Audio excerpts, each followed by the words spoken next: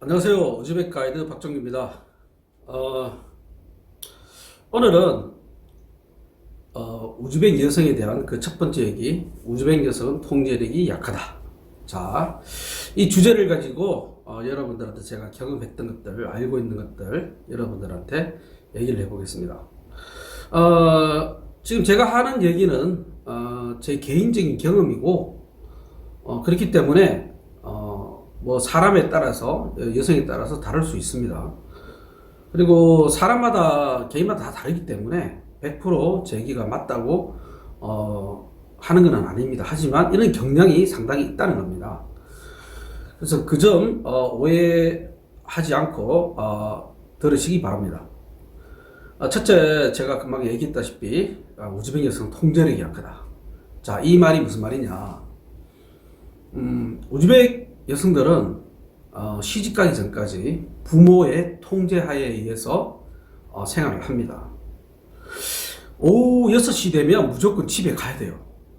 그래서 밤늦게 오는 걸 부모들이 용납을 안 합니다. 그리고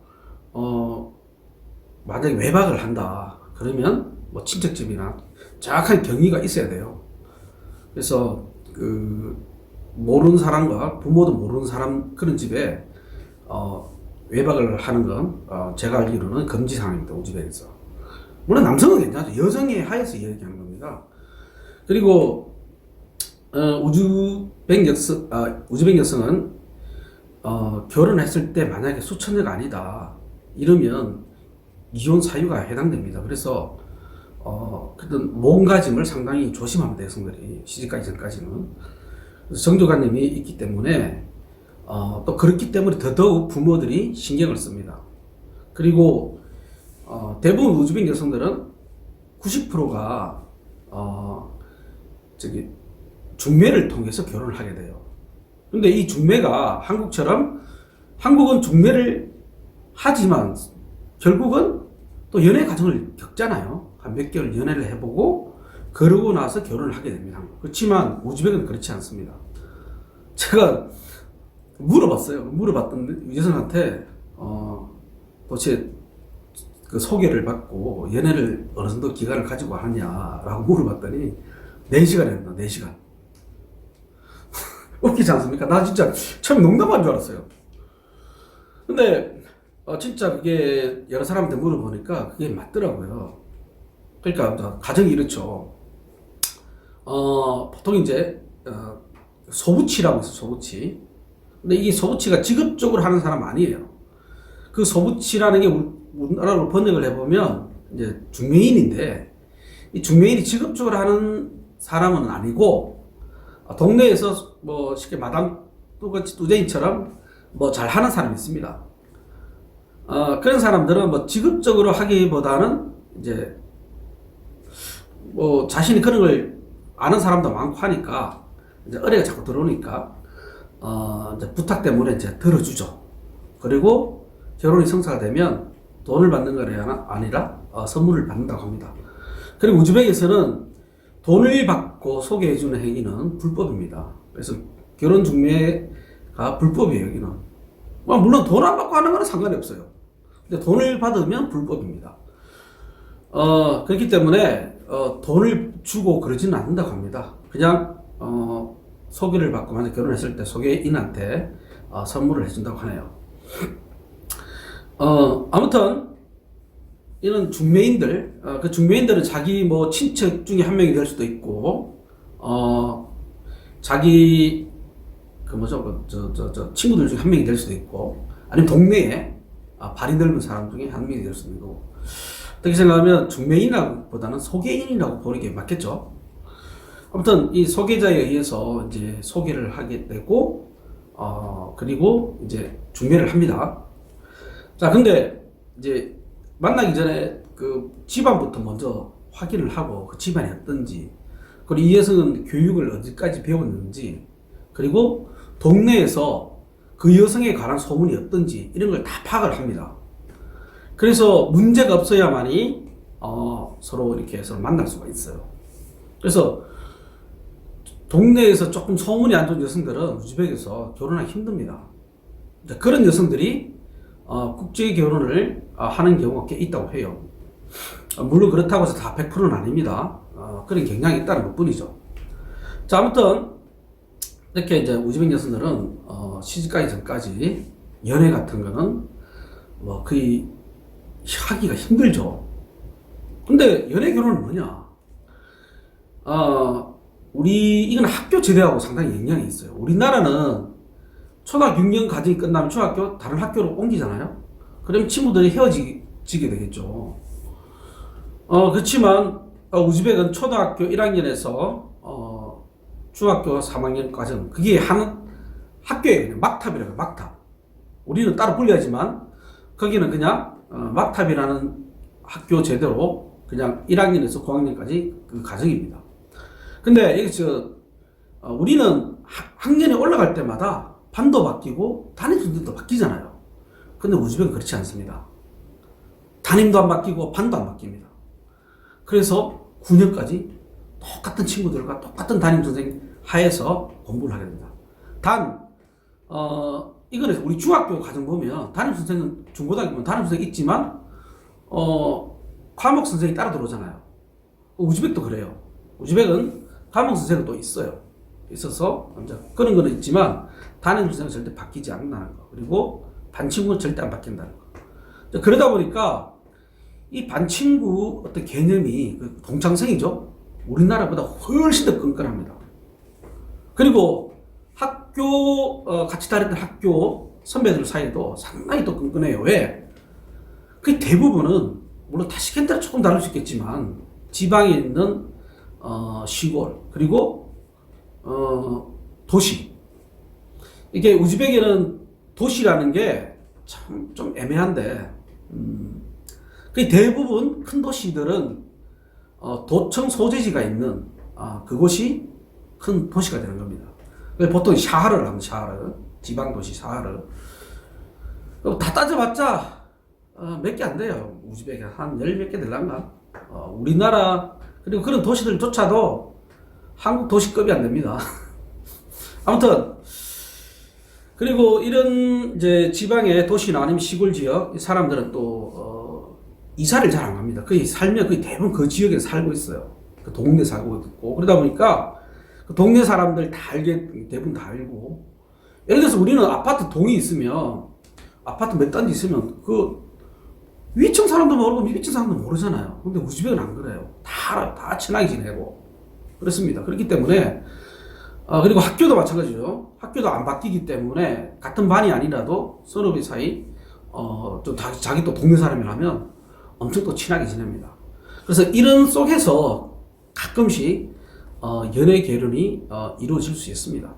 이것도 마음대로 막 하는 게 아니라 부모의 결국 동의 하에서 양 부모의 동의 하에서 그렇게 그 결혼이 이루어지는 거죠. 대다수는 부모가 안 된다고 하면 결혼 못 해요. 물론 이제 그 반대하고 하는 경우도 가끔 있지만 대부분은 못 합니다. 그리고 나 전한다 싫어. 결혼하려고 해도 부모가 하라고 하면 해야 돼요. 물론 굉장히 반대가 심하면 뭐 안 할 수도 있겠죠. 하지만 보통은 저 남자가 결혼을 하라고 이야기하면 서로 양가 얘기가 되고 하면 보통은 별 문제가 없으면 여성들이 순수히 따라서 결혼을 합니다. 그래서 보면 어떤 선택에 대한 자율권이 여성들이 상당히 한국에 비해서 적습니다. 그리고 항상 부모의 통제를 받고 시집가기 전까지 행동을 합니다. 함부로 밖으로 외출할 때 부모의 허락 없이 함부로 외출하면 안 됩니다. 그리고 반드시 외출을 하면 반드시 저녁 6시 이전까지는 돌아와야 돼요. 그렇기 때문에 아무튼 우즈벡 여성들은 이런 통제 속에서 시집가기 전까지 생활을 합니다. 그게 얘기다시피 여자의 처녀성을 지켜야 되기 때문에 그게 이슬람적인 게 좀 강하겠죠. 그래서 종교 때문에 그렇지 않나 하는 생각이 들어요. 아무튼 그렇게 해서 우즈벡 여성들하고 상당한 통제 속에서 이제 결혼을 하죠. 결혼하고 나서도 마찬가지예요. 남편의 통제 속에서 모든 행동이 이루어집니다. 남편이 하지 말라 하면 절대 하면 안 돼요. 이걸 어기면 이혼 사유도 될 수 있습니다. 우즈벡에서. 그래서 모든 것은 남편의 어떤 통제와 그리고 결정하에서 이루어집니다. 자, 그런데 그래서 보면 어떻게 보면 우즈벡 여성이 상당히 순종적이고 좀 순수합니다. 순진하기도 하고. 왜냐 한 번도 결혼하기 전까지 연애라는 걸 거의 대부분 못하고 결혼을 하거든요. 그러다 보니 굉장히 순진하고 순수하고 순종적이에요. 자, 그런데 이게 한국같이 자기 의사가 중요하고 마음대로 좀 자유가 많이 준 나라에 오면 이 여성들은 스스로 통제할 수 있는 그게 약하기 때문에 스스로 통제력이 약해서 잘못되면 이게 좋은 쪽으로 가는 것보다 나쁜 쪽으로 가는 경우가 꽤 많아요.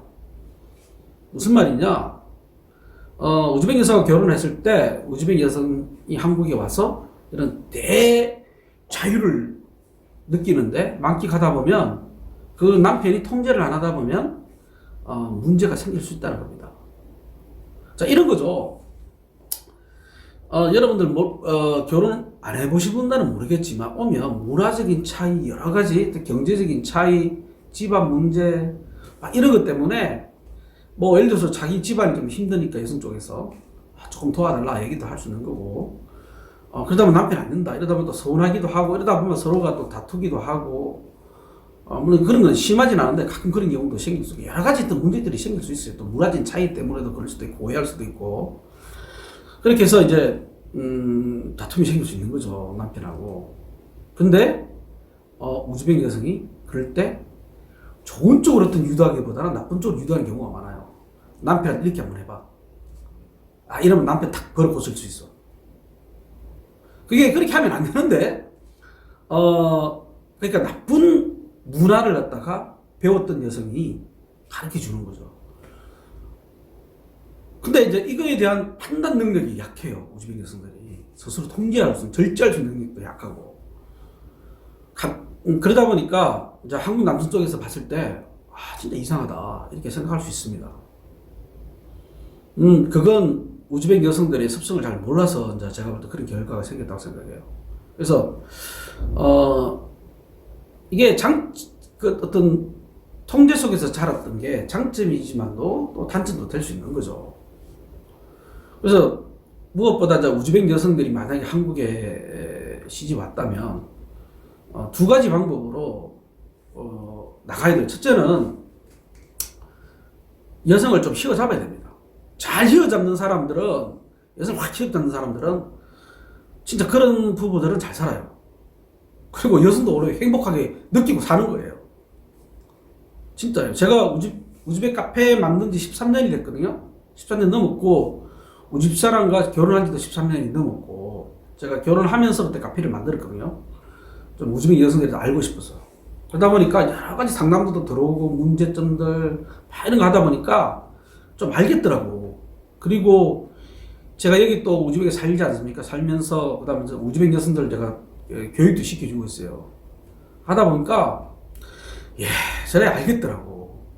우즈벡 여성들은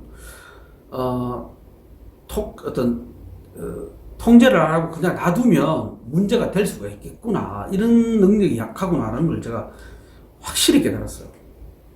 그래서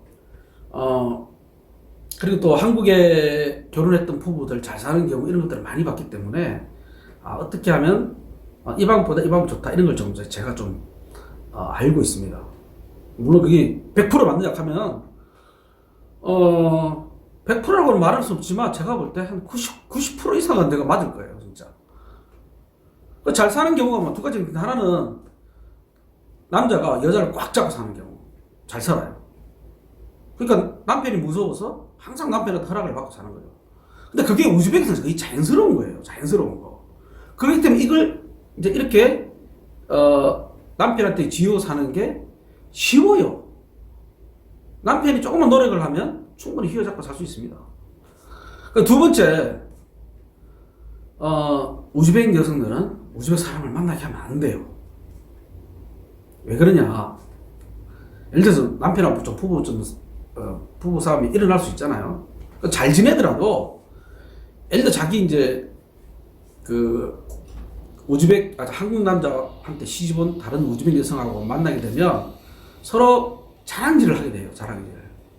우즈벡 사람들은 체면이라는 게 엄청 중요하기 때문에 정말로 이 체면 문화라는 게 진짜 우리가 생각하는 상상 이상입니다.